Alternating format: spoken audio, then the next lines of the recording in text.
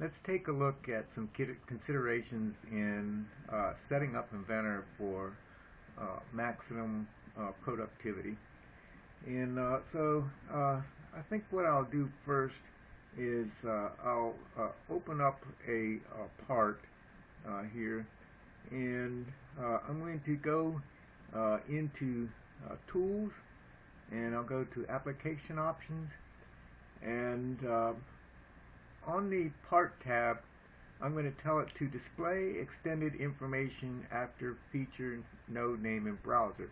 And so over here I see my features, and when I tell it to show me that extended information, then it tells me, for example, how far this is extruded. Tells me that this is cut through all, and so forth. Tells me the size of that fillet. So without having to edit that feature, I can get more information about that feature directly from the browser. Let's go through several of the different tabs here.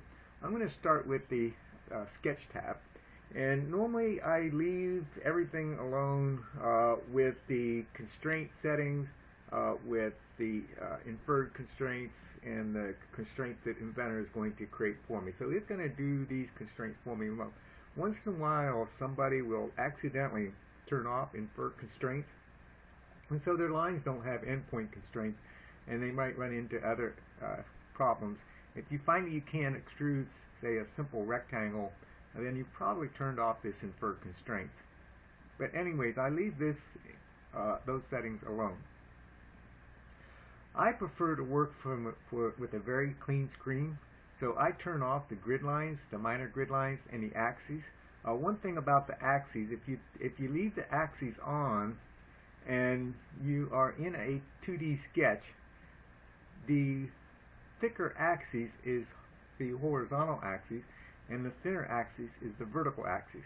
Sometimes when you're in 3D, it can be difficult to figure out, what's horizontal and vertical as you move around, but that will tell you that thicker axis is horizontal, the thinner axis is vertical. But I don't use those.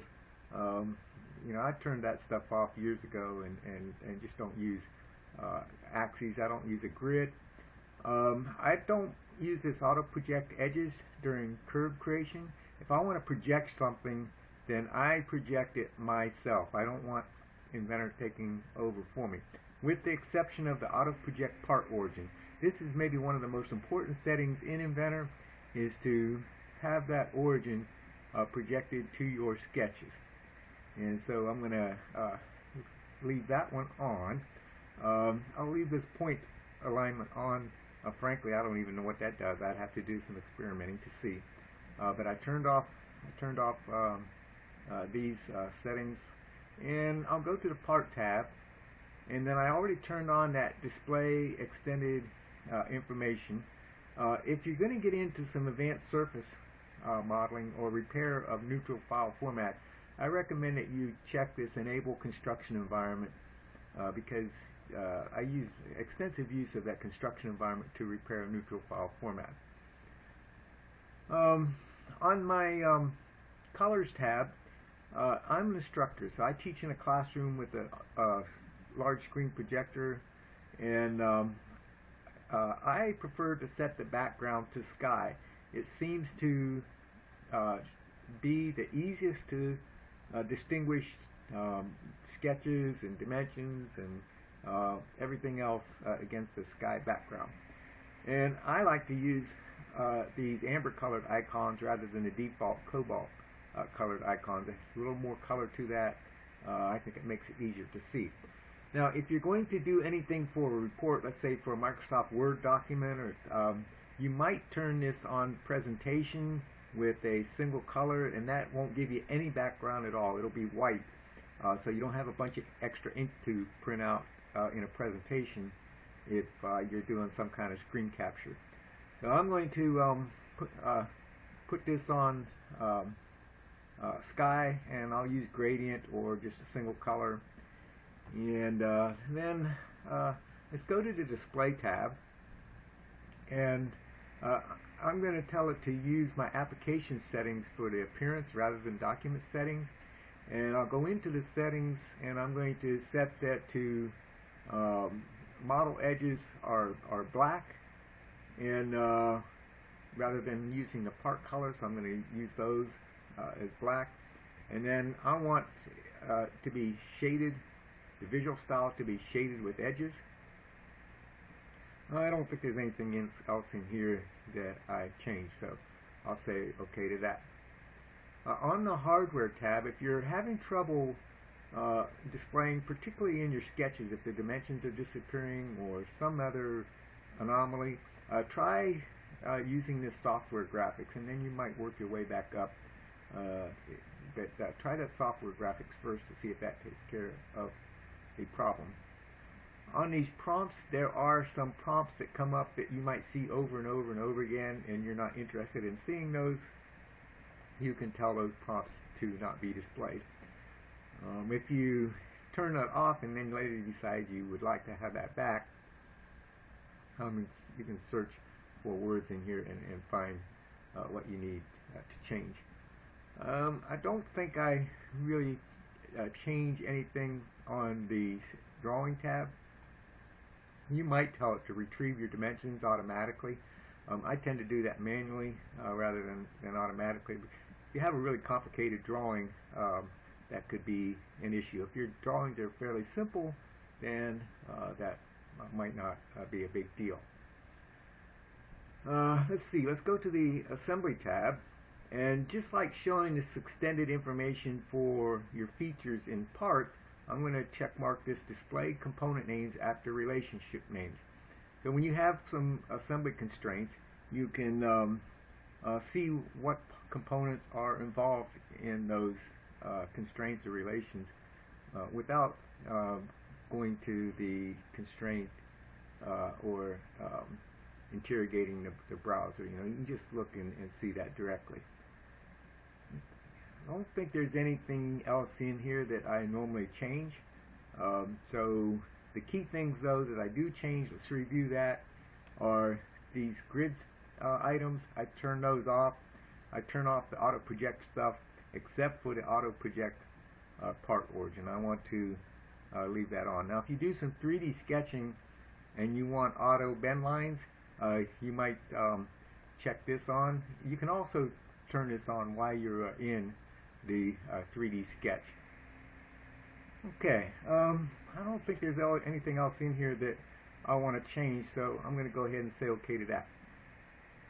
Now there's some other changes that I might make to speed things up a little bit, and I'm going to go to Customize, and we'll give that a second to come up here.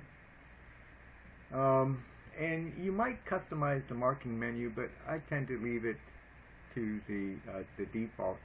I'm going to go to the keyboard, and I might tell it to go to just the categories of category of sketching, and so I'm going to tell it to go into Sketch.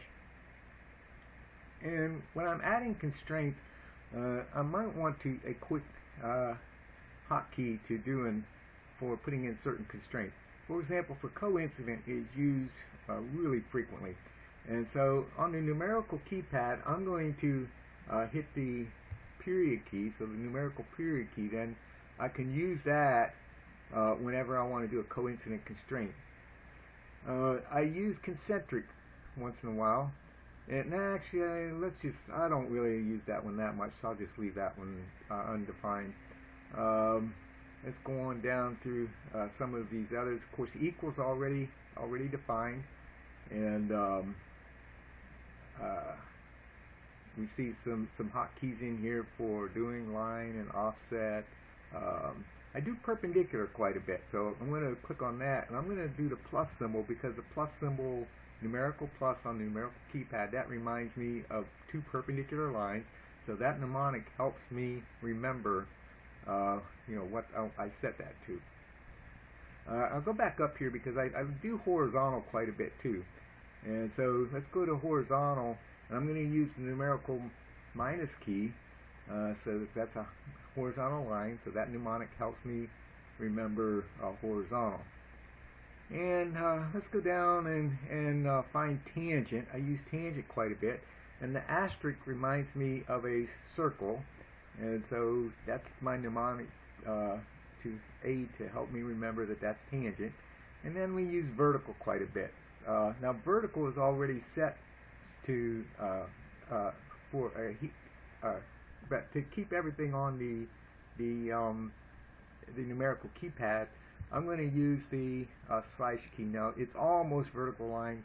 It kind of just gives me the what I need, and then I use trim quite a bit, so we know that that's X. And then if you hold Shift down while you're in the trim command, you can do extend. So Shift X, or hit the X first, and then Shift to extend. All right, I'll say OK to those, and I have those settings prepared to set up my